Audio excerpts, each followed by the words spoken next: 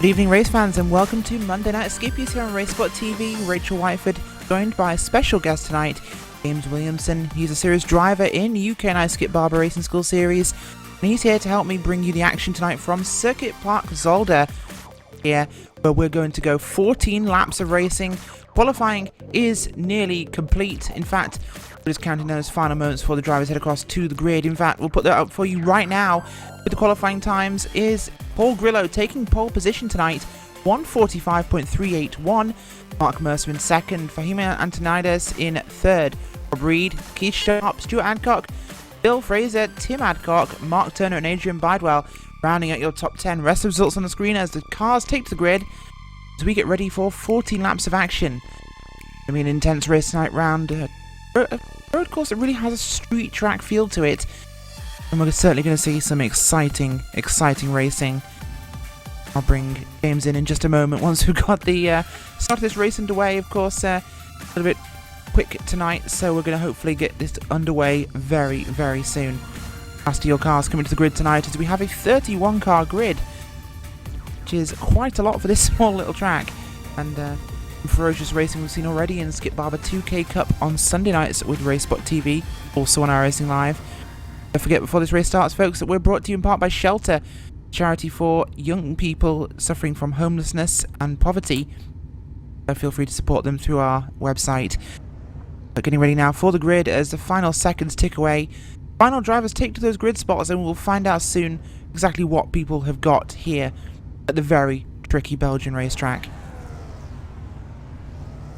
Not long to go as we have a few people just not quite popping onto their grid spots. One of them is Keith Sharp. We'll hopefully see him jumping in and joining everybody else very, very shortly as he does finally take to the grid. As we now get ready, those lights will be coming on shortly on the iRacing.com gantry. We are ready to go racing here in the Skip Barber School Series at Zolder. Lights are on, lights are out, we're away at Zolder. Good start there by Paul Grillo. Gets ahead of Mark Mercer very early on. He can't quite secure it. No, brilliant start from Mark Mercer. Antonides behind them, going with him the inside. What will Mercer be able to do here as we have a very tight turn one? Antonides fishtailing around 3 wide through to turn number 2. Antonides in the middle with Rob Reed and Keith Sharp flanking that car, suffering a very bad second corner. James, just what are the difficulties of the start here on this track? Well, the first corner's off camber, so you're always going to have to fight against that. Then you've got the long draft into the chicanes. We do, certainly, as we have 2 and 3 wide action out of field here. Cars running onto the gravel, and as we head down to one of the trickiest parts, the first chicane here at Zolder. Slow entry, making sure you got to get that car slowed down. Not really a 2 wide corners. We have some very near misses coming through the middle of your field. So we do in fact get some 2 wide running through that chicane, and cars may be getting a slowdown penalty here as they all make it through. Incredibly impressive for a difficult racetrack. Second chicane here, we have contact early on there up front. That is Keith Sharp and Rob Reed making wheel-to-wheel contact in second chicane. Rob Reed down in the 0-3 machine. The Shark car, that's quite a nice paint scheme on his machine, but up ahead we have the Red Devolution Racing machine there of the 932 of Keith Sharp. Adcock as well, and Tim Adcock bringing up the rear behind Rob Reed. Reed in a bit of an Adcock sandwich, James. Yeah, it's getting really close. The racing should be good here to this race. Should. Big pack forming towards the rear. We're heading down towards the rear. Bottom of your field, B21, 2 and 3. Looks like a slowdown penalty there for one of those drivers. I believe that was a little bit further back. Could have been Andrew Whitehead, but not sure. No, it wasn't. Movement definitely throughout this pack. 3 wide, a bit further up, and that is the cars there of Bill Fraser and Tim Adcock, I apologise. Up there as well. Adrian Bidwell coming in to get involved in this action as we start lap number 2 here at Zolder. James just contact there with Tim Adcock looking up towards us. Pete at number 10. Tim Adcock contact with Bill Fraser. Both of them survived just about as we have 3 wide running out of turn number 2.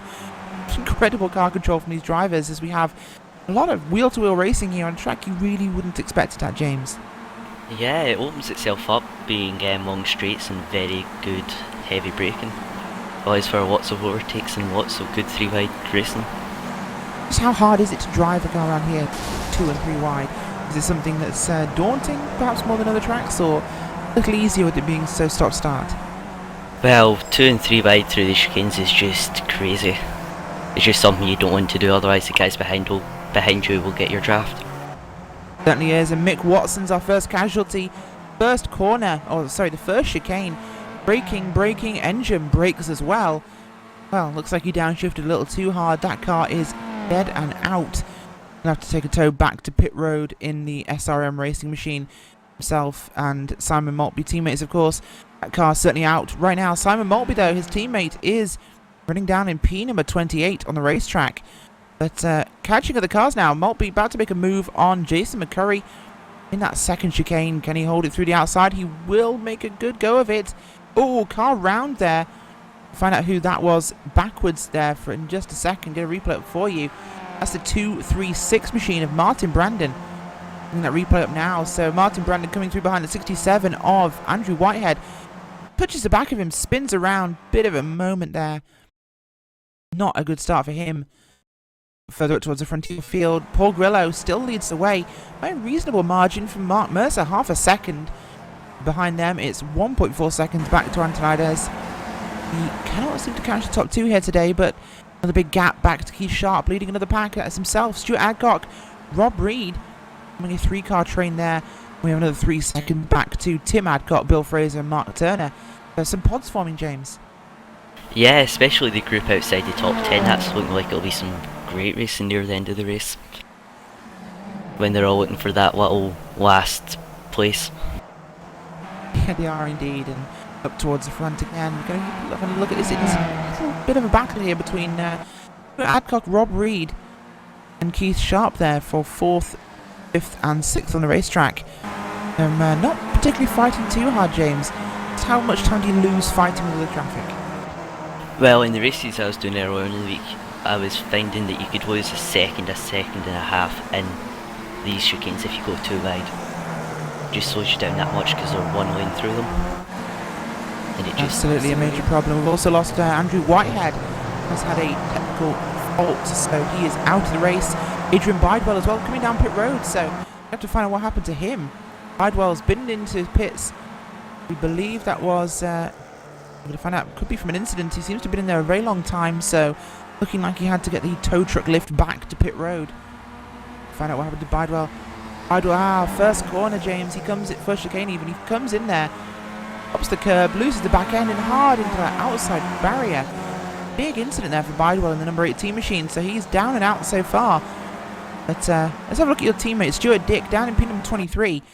He is currently leading ahead of Jason McCurry, chasing down Simon Maltby for P22. And your other teammate, Robbie Lindsay, the Scottish Express train, is starting to move its way up the grid so far. Yeah, we like to just sit back in these starts and make sure we keep the car safe. But then once it gets in, we get in a rhythm and we start to pick up some speed. Very much so, and up towards the front, Mark Mercer's caught Paul Grillo, making that gap much, much smaller there. It's down to a couple of tenths of a second, as Mercer now all over the coattails of Grillo. Those two duking it out last week, of course, for the win at Oran Park, and such an incredible show between Grillo and Mercer there. Looks like we're set for another one here as we have completed 4 laps, heading to complete lap number 5 this time by, and looks like no difference between those guys at the front, widening that gap between themselves and the number 10 of Antonides. So looking like a battle for the race win. The very lonely last step of the podium. Yeah, but once you're outside the second and a half in these cars, you lose the draft, so someone behind you will need to nail a chicane wheel shoe, mess one up, to get any chance of getting back to you. Well, the gap between Antonides and Keith Sharp and this little pack of himself, Adcock and Rob Reed, seems to be getting narrower, so they'll be looking at a battle between the 4 cars there for the final step of the podium, with Keith Sharp looking pretty good at the moment, leading that train in the Red Devolution racing machine. Behind him, Adcock. Behind him as well, Rob Reed, one of the regular members in the Skip Barber 2K Cup, which of course you can catch here on iRacing Live and RaceSpot TV on Sunday nights. That's with Will Vincent and Cam Stark. Cam Walsh even, not Cam Stark. Cam Stark's in the Pro Series. Ignore that comment. But back up at the front, it's definitely still Mercer and Grillo racing pretty hard there for that. Looking back at P22 though, we've got a big fight going on now. That is Maltby, Stuart Dick, Jason McCurry. in a bit of a tangle now towards the bottom of your field, or the lower part of the top 20 at least. But they are fighting pretty hard now on the track, as we got McCurry coming in from the rear, trying to make a move there on Simon Maltby, I believe that is, as Stuart Dick seems to have gotten past him. Yeah, we had an inter-team battle there in the front stretch. We were 3 wide with Maltby in the middle, I think. It seems so, as your teammate Robbie Lindsay seems to have dropped a spot in the Shell Marlboro racing car, as he looks at the very late move there by him, trying to look at the inside of Jason McCurry, not quite making that one happen. Alan Patterson, though, having caught him, as he looks to make some moves. Series organiser wanted to get a better position on the grid today. Of course, don't forget the top 15 will score points. Anyone outside there will not. As we just look ahead of this battle to Mark Fisher, David Cake and Ben Daniels scrapping hard as well on the racetrack here. Big battles towards the bottom end of your field. Got I think that's a Jordan Buzzing Hornets Skippy there. David Cake, number 20, chasing up ahead of him, Ben Daniels. Behind there, that's Mark Fisher wanting to get involved as well, as we have a big scrap going on. Damage on the front there of Ben Daniels' car as he heads out to the final chicane. Or the second one even. Oh, big incident there. Going to get a replay for you. That looked like Ben Daniels with the very wrong end of a very painful stick. That's not Ben Daniels. I'm looking at the wrong driver. The timing hadn't updated. That was actually Simon Maltby. So Maltby, on the replay here, you can see, hooks himself on the 61 of Stuart Dick and spins out hard. Big impact in that outside wall. End of his day for sure. One of the retiree we have today. So that's Bidewell, Watson, Whitehead, and now it looks like we'll be joined by the car of Simon Maltby. Back towards the front of your field is still Grillo from Mercer, so they're being pretty boring and Mercedes-like, pulling away from the field and already racing each other. Further back though, it's Antonides in a hole on his own. It's Keith Sharp, Stuart Adcock and Rob Reed endeavour to try and catch up there, involved for that final podium step fight. But behind them, a couple of seconds back, 4 seconds indeed, to Bill Fraser, who has a second over Mark Turner for P number 8. P number 9, Mark O'Connell. Tim Adcock, your final driver in that top 10. As we now take our eyes to P number 13 and his nose cam himself, Robert Plumley, battling hard in a four-way here with himself, and I believe that is Peter Cowan, Dan Blake and Piers Cockey. So we have a real scrap forming on the racetrack, James. Yeah, this is going to be quite good. They seem to be being aggressive, but just backing out at the right time so they don't lose that much time to the cars behind them. Well, I don't think leaving much time to themselves is a bit of an issue there for those guys, as they seem to be fighting so hard here, enjoying the battle they're having on the track. As we have Plumley currently leading that train, trying to chase after Peter Cowan. I believe that is, yes it is. Peter Cowan managed to get ahead of those guys as kind of Dan Blake, Piers Cockey, Paul Thurston actually bringing up the rear of that chain, so Paul Thurston getting involved too.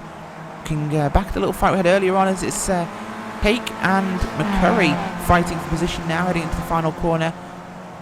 Up ahead of them, that is Mark Fisher, who's managed to escape the maelstrom of the top 20. Behind them, Robbie Lindsay and Stuart Dick. Trying to fight it out now. Alan Patterson's made the move. He's gotten past both of those drivers, as he will move himself up to P number 22 on the racetrack. Good movements there from Alan Patterson. Looking up at your top 20 again, have a look at Sharp, Adcock and Reed. Still a train of 3. Definitely eating into that gap against Antonides, James. Yeah, it's going to get close. We're going to have a 4-way battle for that 3rd place. It'll be certainly interesting if they make it to the line and crossing the line. It will indeed, as they try and fight hard now for those final spots. We've got 7 laps completed, heading on to lap number 8 now, so we're halfway through the race. And the boring Mercedes teammates, who aren't actually teammates, but it makes better TV to talk about Mercedes, James. But Grillo and Mercer, certainly the class of the field here today, as they are often most weeks, but good clean run from them. Just Mercer not quite able to catch Grillo at the front. Really hard to make time here without a mistake from that 27 car. Yeah, it's that. It's a simple track without it being simple. It's just, on paper it looks like just chicanes and straights, but once you start racing it, there's many different lines through them, and it just depends on how you want to race it. And it looks like Paul Grillo's method of doing it's fastest just now. That would be a very fair analysis, considering he's leading. But Paul Grillo's lap time last time by was a 45.327. And he is which is actually faster than his pole lap. So that's a pretty quick lap. Mark Mercer was there with a 3.93, so faster than his qualifying. Of course, these two are both drafting off each other to an extent, even though it's quite an extended one. An advantage which is allowing them to pull away now 4.5 seconds from Fahim Antonides back in P3. That gap though to Sharp has definitely shrunk now. Under a second and a half between those drivers. So we could see a definite battle forming here for the end of your race. Mark Turner and I believe that is Mark O'Connell. It is. Mark O'Connell got past Mark Turner here in the first chicane. Good move by him. He moves himself up to P number 7. A good spot for him. Looking back though, the fight there, Bill Adcock and not Bill Adcock, Bill Fraser and Tim Adcock. I'm mistaking my Adcocks for my Frasers. But good fight starting there as Clark Williams and Raymond Norris get set to join in with that one as well. 4 pod of cars heading through the second chicane there. Drivers giving each other a lot of respectful room on the racetrack as behind them Peter Cowan desperate to get involved in this one as they fight and slow themselves down. Here's Cocky also looking to catch up, as is Robert Plumley. Dan Blake, of course, RaceSpot TV fame. He's back in P number 16. Bit of a sucker hole for him. Trying to catch other cars and not be caught himself as Paul Thurston starts to wheel him in from behind. Up towards the front of the track. It's still that 3-car tandem, well, 3-car trio even, of Sharp, Adcock and Reed. James, just how awkward is it for drivers here to be going through these chicanes, lap after lap, so close to other cars? Well, the braking points here in this such a slow car that requires such a wide radius to turn, they're not right at the 100-metre marker. So if you take your eye off where you're braking next for a split second, you could be in the car in front or you could be rear-ended. Showing the discipline these drivers showing on the racetrack as this 3-car of Adcock, Sharp and Reed. Of course, Adcock's actually passed Sharp here into the on the first straight. But just showing the discipline they're exhibiting here on the racetrack and holding these positions, but starting to fight now as we head into lap number 9. As moved there by Keith Sharp on Adcock. Adcock doesn't fight it very hard, but is certainly allowing the car of Antonides to get away from them, James. Yeah, it's probably not the right strategy to be playing right now. I would probably try to catch back up to Antonides and try maybe tandem drafting past him on the straights. Get him to the back of that little train. Very good call on something that could delay them. Is Simon Maltby, that 16 car, wasn't in the pits after the big impact with Stuart Dick. And he's lapped down on the racetrack ahead of those 3 cars of Adcock, Sharp and Reed. So that could certainly play into the mix here. Also providing a bit of draft to Antonides, so helping him escape from that 3-car train that's trying to catch him. Looking back at the field so far, separated out there between Norris, Adcock, other Adcock, Tim Adcock and Bill Fraser, Clark Williams. Those cars not all over each other as they were before, so a bit of separation, but some breathing room for those drivers as they fight onwards. Front of your field, of course, is still Mercer and Grillo. No change up there since the start of the race. Every lap so far, all 10 have been led by Paul Grillo. And what a dominant performance we've seen from him. But is Mercer just biding his time, James? Is he waiting for that opportunity to make a pass? Well, Mercer's been closing up the gap. It's now down to just 0.3 of a second, so that's within drafting range. So something might be getting planned here for the last couple of laps. I think he's allowing Grillo the, should we say, suffering of being in the lead and watching over his shoulder for the entire race, just to kind of tire him out and wait for a last lap move?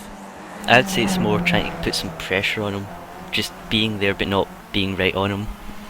So pushing the intimidator button there for Mark Mercer, just filling those mirrors of Paul Grillo, trying to make him make a mistake, see if he can make him push wide, get slow down in one of these chicanes, trying to keep ahead of that 33 car.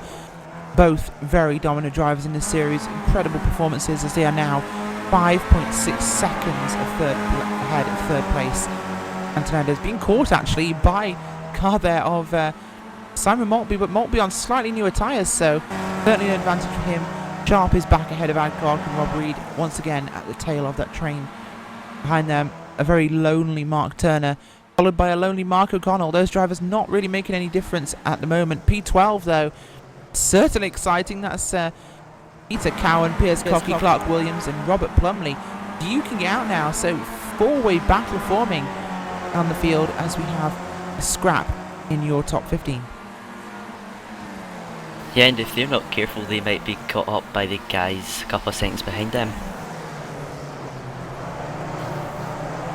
They will indeed. There's of course behind them Dan Blake and Thurston Fisher all trying to catch up there, but Plumley and Williams, Cocky and Cowan all been involved in fighting here from the early laps, so good to see this battle still going on there as we have a move around the outside potentially there for Clark Williams. He secures it there as it makes the car of Peter Cowan wobble a little bit as he drops back somewhat, but Piers Cocky benefiting there out front ahead of Clark Williams.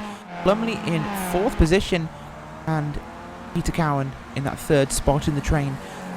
Great racing with those guys. I mean, this is for P number 12, 13, 14, 15 as we have another car heading out of pit road. There's the car there, I believe, of Ben Daniels. It is. He's staying on the grass out of the way as we have Cowan spun, I believe. We're going to replay for you. He has. That car not looking very happy at all. Yep, first corner there, replay on your screens. Peter Cowan gets on the curb and round he goes. Where he'll stop, nobody knows apart from the track marshals. But as it turned around and managed to keep going, James. So major disaster avoided, but lost a lot of track position. Yeah, and track position is really difficult to gain back here. You'll be back down with cars that he's potentially faster than, but they'll battle him now because it's the last couple of laps. If this was, say, like the first 5 laps, they'd let him go, let him run his own race. But it's that late on, they'll want every position possible. They certainly would, and we have a fight for the lead now as it's too wide now out of the final corner. Great exit by Mark Mercer as he gets ahead of Grillo before the start-finish line. Change of lead for the first time on lap number 12 here at Zolder. It's a great move there by Mercer, waiting for a mistake from Paul Grillo, which came in the final corner.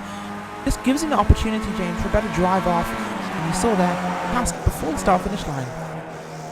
Yeah, it's certainly an impressive move to make. To get such a big drive off the corner. Say just behind them, Rob Reed's taking advantage of mistakes and battling between Stuart Adcock and Keith Sharp. He's passed the pair of them and pulled away there, so Rob Reed with a big jump, but they've all lost so much time now. They are 6 seconds behind Antonides, so huge gap there to the 3rd position car, which unless he makes a mistake, it's probably where he'll finish. But up at the front now, oh, mistake from Mark Mercer as Grillo gets up his inside now, running from the first chicane to the second. Will Grillo get past him again? It looks like he has done. He's up the inside. Will Mercer try and go through it too wide here? We'll soon find out. Mercer will concede the position. Paul Grillo back to the front. So we have 2 wide off the corner now. Mercer and Grillo side by side out of the second chicane.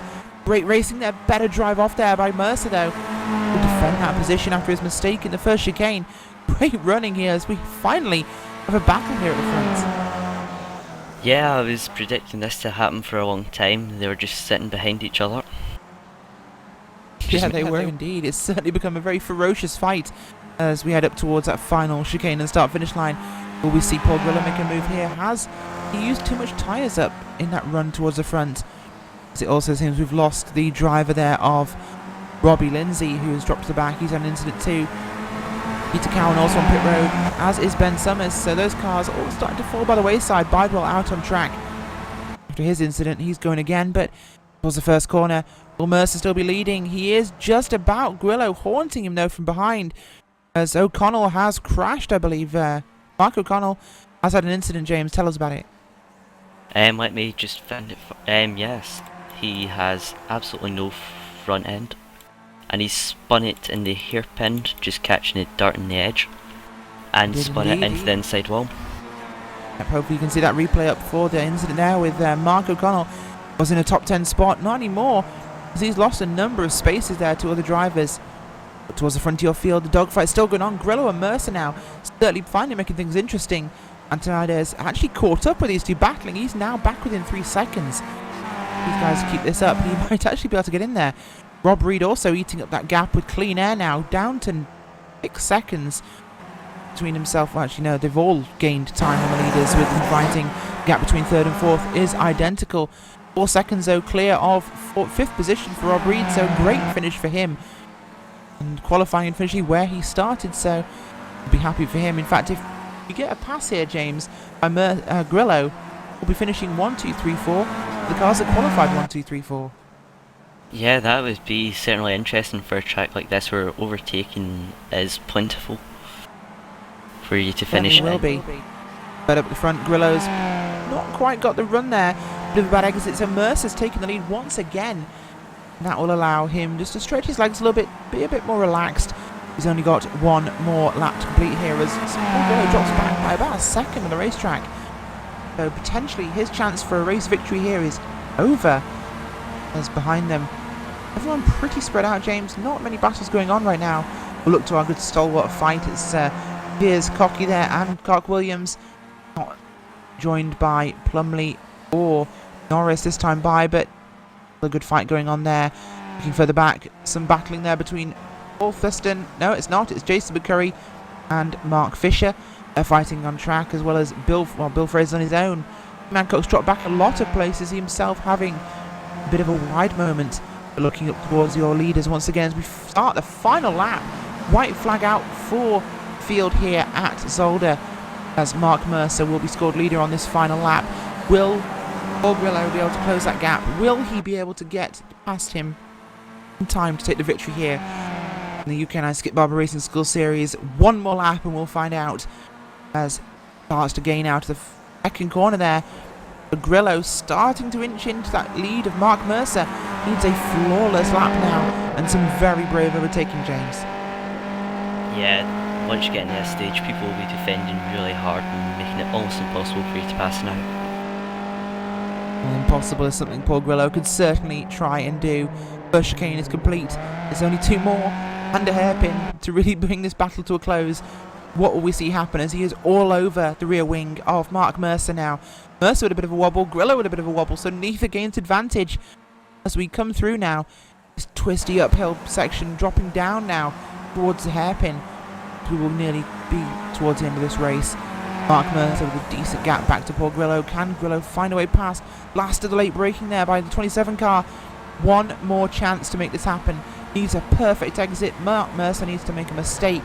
Can Paul Grillo hold on to this one? Apparently I'm on replay and apparently they've finished. So that was anticlimactic, James. I completely screwed that one up. So looking at the replay, but every bit of it as exciting as we expected there, as just a flawless drive by Mark Mercer once we had that one mistake from Paul Grillo. Yeah, that was some good racing there. There were plenty of overtaking and 2 and 3 wide action. It was indeed, and well, those drivers showing how much they care for each other at the end. But run through those top finishing positions now as drivers come across the stripe and complete the race. So we have a bit of a scramble actually for P13, 14, 15, 6 or 7 cars next to each other, and that one will go there too. Car of Jason McCurry made it ahead of Mark Fisher, so great little one there. But running through those top 10 positions now, Mark Mercer takes the win at Zolder in the UK&I Skip Barber Racing School Series. Behind him, Paul Grillo, your pole sitter, will have to settle for second. Antonides will be in P number 3, Rob Reed P4, Heath Sharp in P5, Stuart Adcock P6, Mark Turner, Raymond Norris, Clark Williams and Piers Cocky rounding out your top 10. Biggest move of the race, Raymond Norris in that 00, James, started P28, finished P8. Incredible race by him. That is outstanding. It's such a technical track that requires really good concentration. He'll be one to watch in future races, I'm telling you now. Certainly will, as we had a great finish to the race here. And such excitement, and only, I believe, 7 drivers not completing the race here. Andrew Whitehead, Mick Watson, Robbie Lindsay, Peter Cowan, Simon Maltby, and Ben Summers and Ben Daniels will not be scored on the lead lap and as retirees. Well, looks like nobody loves us, James. No one's come for an interview this week, so we're going to be signing off early. But final thoughts, of course, as a driver in the series and having driven the track this week. What are your thoughts on Zolder and the race you saw today? Zolder's probably going to be one of my favourite tracks now. It's really good racing, really tight and technical, but good overtaking opportunities. Very much so. I'm also looking forward to next week's race, which is at Oulton Park, which should be very similar with What's So Drafting. Very much so. It's going to be an exciting race at Oulton Park, a very tight, twisty British track, which will make it a very exciting affair, of course. But, well, it's been a great race from us here at Zolder, and once again, thank you to the Monday Night Skip Barber Series and the UK&I Club for putting on incredible racing as usual, and to Alan Patterson for hosting that. Of course, it is actually time for series dues or series donations, so if you're running the series and you want to help Alan run the series, donations to his iRacing account. But that's everything from us here at RaceSpot TV. You've been watching us on iRacing Live, and this has been RaceSpot TV. Rachel Whiteford with special guest James Williamson and Hugo Luis on the cameras. We put him to good use once the season's over. Thank you guys, good night.